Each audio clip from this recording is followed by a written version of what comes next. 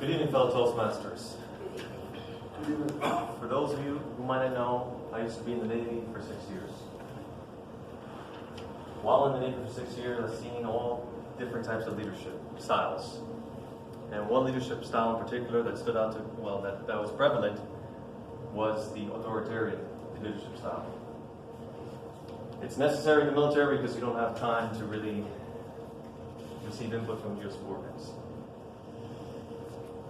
And for those who don't know, it's basically the individual who sets a precedence the subordinates have to follow with very little input. I used to have one supervisor by the name of Richard Cooper. I'll never forget his name because this guy made my life a living nightmare.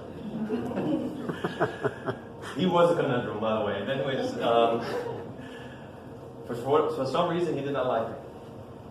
I did my job to the best of my ability. He just didn't like the people I hung out with. And he didn't like the fact that I wanted to transfer to the navigation department. So he became the bane of my existence, and he was relentless. Purposely gave me minimum evaluations. He made me stay late after work. And I'll never forget, there was one time when I was working on an elevator shaft. I had to needle gun it, sand it, paint it, make it look immaculate. Afterwards, there was an award ceremony, and I was with my coworker. We both did this.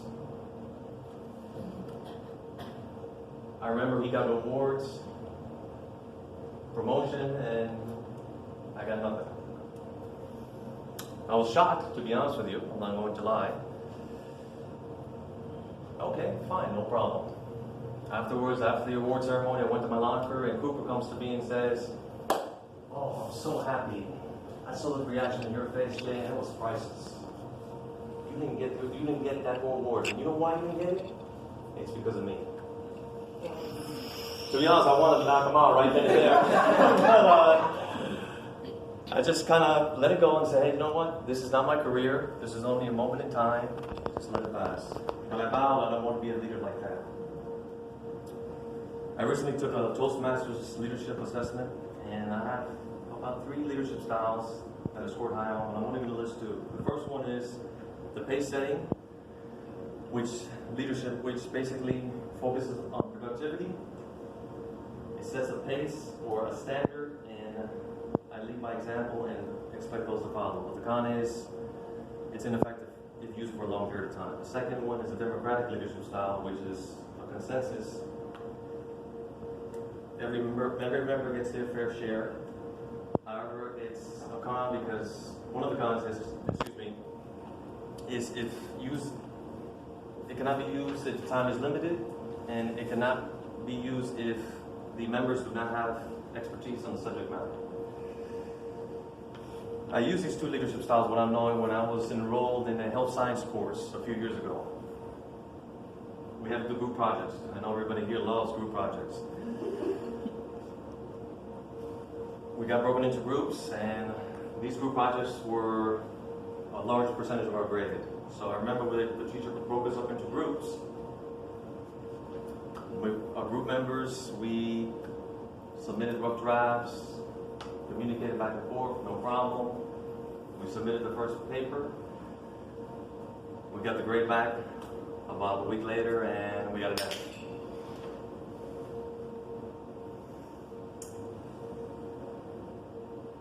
I was very disappointed about that. And I said, well, we have to make a change. So I used a democratic leadership style because I asked everybody to vote for roles that they want for the next project. Nobody wanted to be leader, so I became the leader.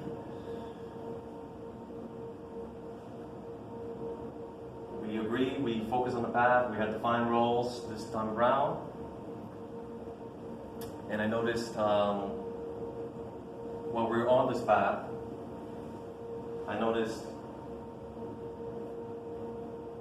I was asking for rough drafts of the paper, and people were not submitting. So I had to switch the pace setting by setting deadlines. And once I set deadlines, I followed through and I was on top of my team members.